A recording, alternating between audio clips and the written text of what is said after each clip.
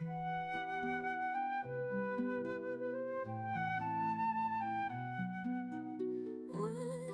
of the waves softly touch my heart.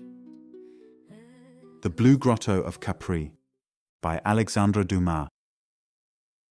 We were surrounded by 25 boatmen, each of whom exerted himself to get our custom. These were the ciceroni of the Blue Grotto. I chose one and Jardine another, for you must have a boat and a boatman to get there, the opening being so low and so narrow that one cannot enter unless in a very small boat. The sea was calm, nevertheless. Even in this beautiful weather it broke with such force against the belt of rocks surrounding the island that our barks bounded as if in a tempest, and we were obliged to lie down and cling to the sides to avoid being thrown into the sea. At last, after 3/4 of an hour of navigation, during which we skirted about 1/6 of the island's circumference, our boatman informed us of our arrival. We looked about us, but we could not perceive the slightest suspicion of a grotto until we made out with difficulty a little black, circular point above the foaming waves. This was the orifice of the vault. The first sight of this entrance was not reassuring. You could not understand how it was possible to clear it without breaking your head against the rocks. As the question seemed important enough for discussion, I put it to my boatman, who replied that we were perfectly right in remaining seated now, but presently we must lie down to avoid the danger. We had not come so far as this to flinch. It was my turn first. My boatman advanced, rowing with precaution and indicating that, accustomed as he was to the work, he could not regard it as exempt from danger.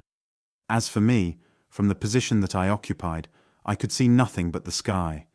Soon I felt myself rising upon a wave, the boat slid down it rapidly, and I saw nothing but a rock that seemed for a second to weigh upon my breast. Then, suddenly, I found myself in a grotto so marvellous that I gave a cry of astonishment, and I jumped up so quickly to look about me that I nearly capsized the boat. In reality, before me, around me, above me, under me, and behind me were marvels of which no description can give an idea, and before which the brush itself, the grand preserver of human memories, is powerless.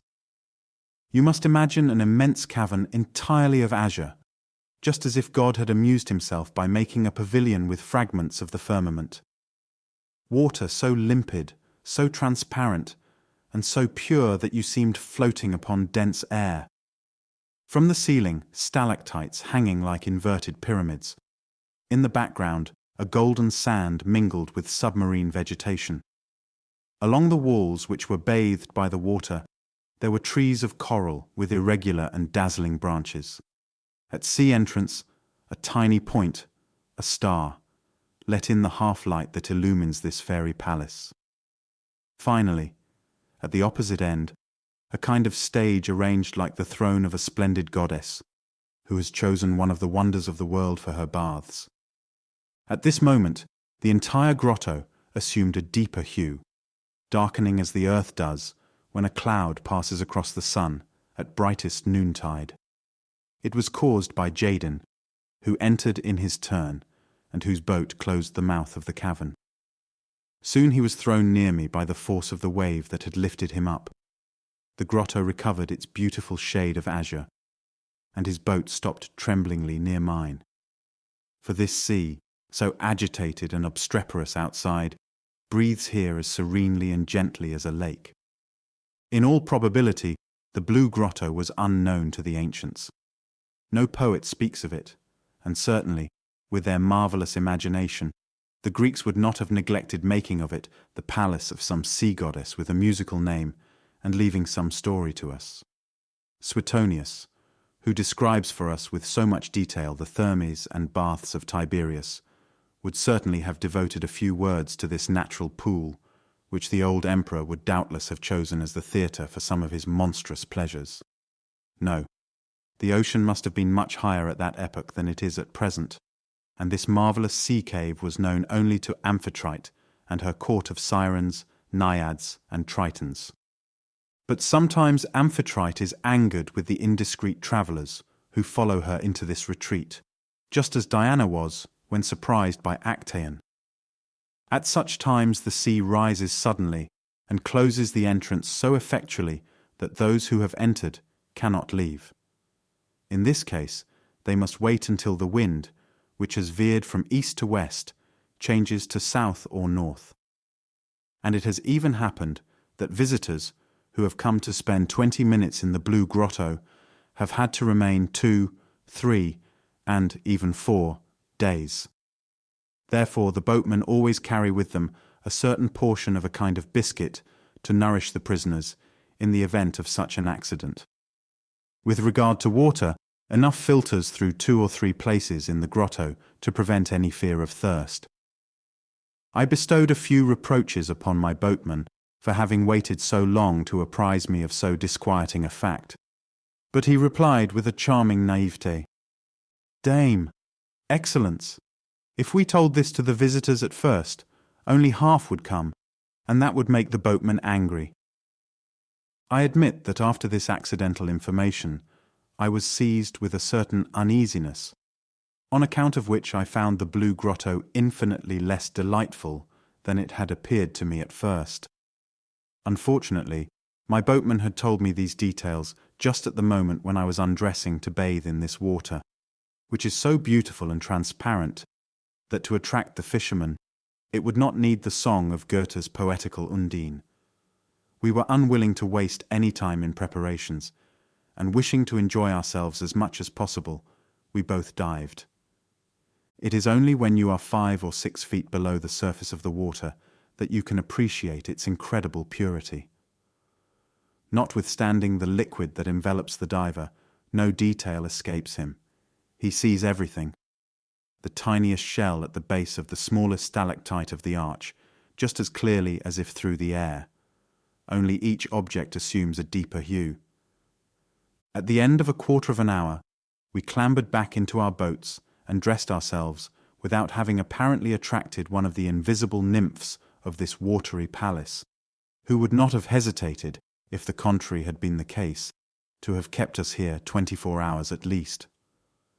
The fact was humiliating, but neither of us pretended to be a Telemachus, and so we took our departure.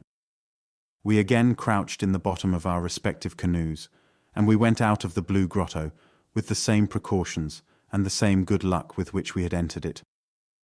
Only it was 6 minutes before we could open our eyes. The ardent glare of the sun blinded us. We had not gone more than 100 feet away from the spot we had visited before it seemed to have melted into a dream. We landed again at the port of Capri. While we were settling our account with our boatman, Pietro pointed out a man lying down in the sunshine with his face in the sand. This was the fisherman who 9 or 10 years ago discovered the Blue Grotto while looking for frutti di mare along the rocks.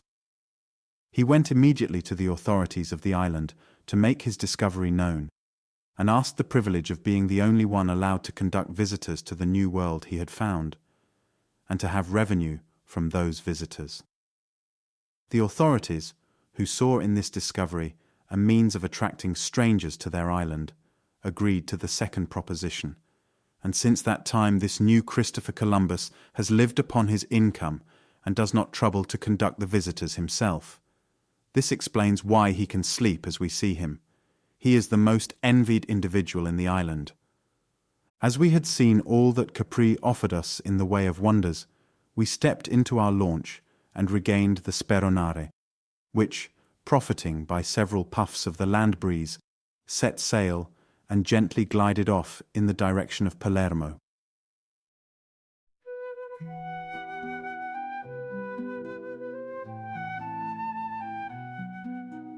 Whispers of the waves softly touch my heart.